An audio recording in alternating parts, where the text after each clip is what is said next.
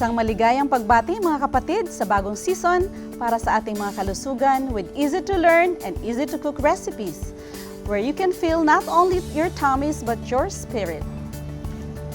Sinasabi po sa Genesis 1:29, "Then God said, I give you every seed-bearing plant on the face of the whole earth, and every tree that has fruit with seed in it, they will be yours for food." Okay, yan po ang original food na ibinigay sa atin ng Diyos. Na yan dapat yung mga unang pagkain na ibinigay sa ating mga naunang mga ninuno.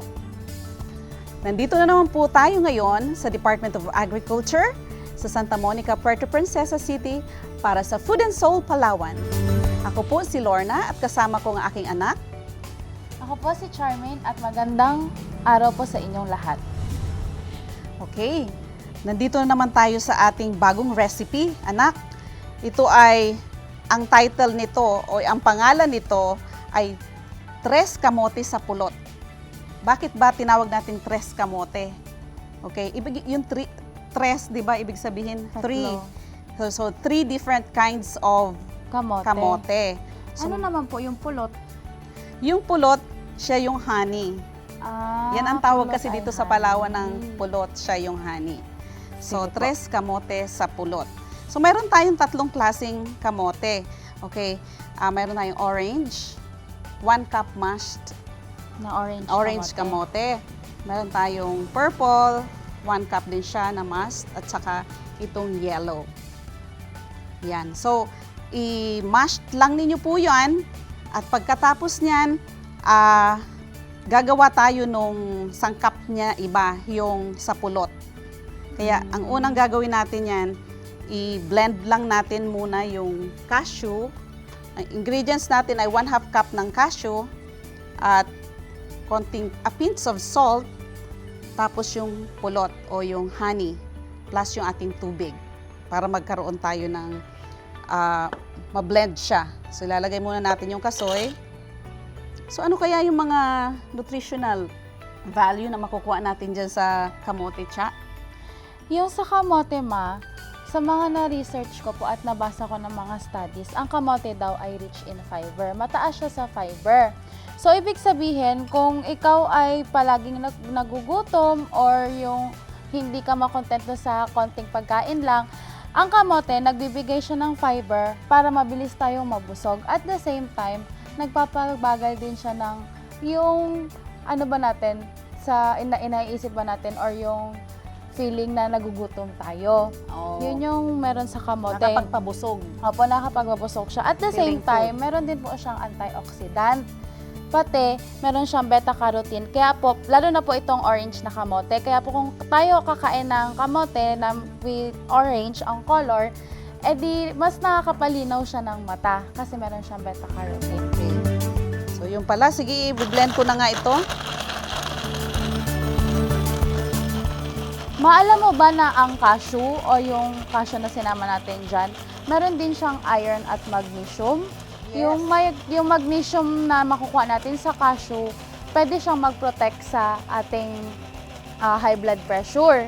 Tapos, nakakatulong din siya para mapa-healthy yung ating bones pati muscle sa katawan. So, hindi lang yung kamote yung makakuha na natin ng nutrients, pati yung cashew meron din. Oo.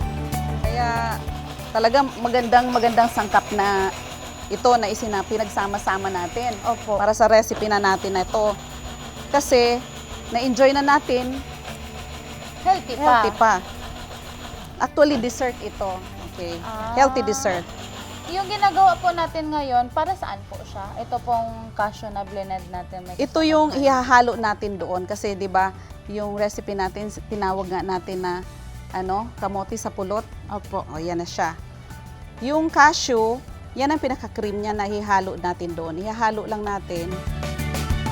So, imbis na cream ang ilalagay or milk, ang ilalagay natin yung cashew. Cashew at saka yung honey. So, Okay. parang gumawa Basta pa halo tayo lang. ng sarili nating cream. Oo. Yan na. Tapos yung cream natin, plant-based, kaya maganda siya dahil Healthy. walang fat na Included. na saturated fat. Opo. So yan, ihahalo lang natin hanggang ano siya ma-moisten.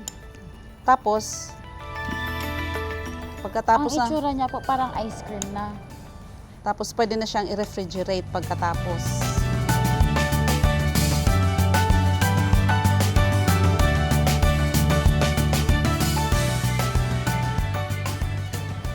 Yung kontrolin lang yung ano, yung pag-moist sa kabila kasi yung orange ano siya, mas moist kaysa sa ibang kamote. So mas konti ang lalagay mo na cream. Alam mo ba ma, sa lahat ng kamote na gusto ko, mas favorite ko yung orange na kamote. Bakit gusto mo yung ano? Kasi mas favorite? malambot siya, pati yung parang creamy Moist.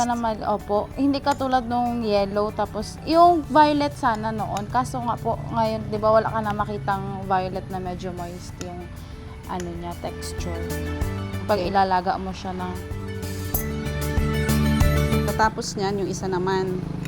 Tapos pwede mo na yung ilagay sa ano, sa freezer Dito po. or sa refrigerator. Mga gano po katagal? Basta lumamig lang siya. Kung gusto mo namang malamig talaga, pwede mo Pwede. i-freeze. Pero pwede rin po kahit hindi siya ilagay sa ref. Pwede rin, diretso mo ng ano, Isa-serve. isa-serve. Mas masarap lang pag nilagay sa ref.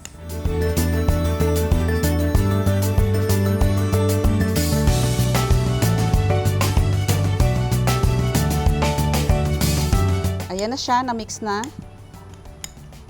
Then, ang gagawin natin, halimbawa, malamig na siya.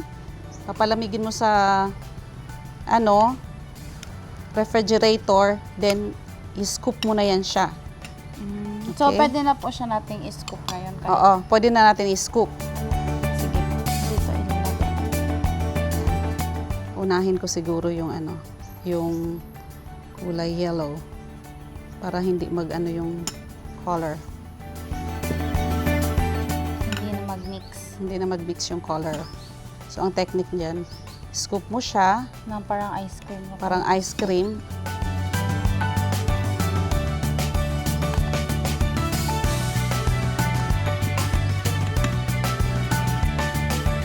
Tapos ilalagay na po. Ayan.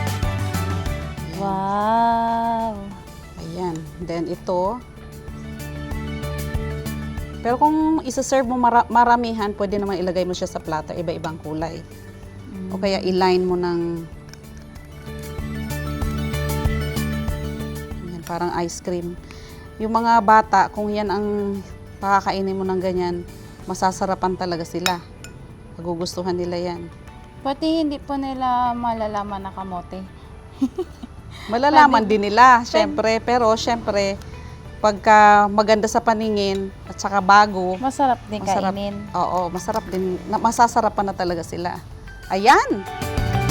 Okay na yung ating Tres Kamote sa Pulot. So, ito na po yung ating Tres Kamote sa Pulot para po sa ating recap ng mga ingredients. Panoorin po natin ito.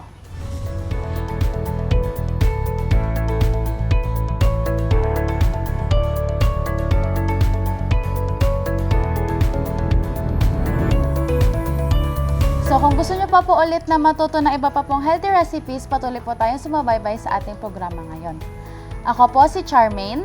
At ako naman po si Lorna para sa Food and Soul Palawan.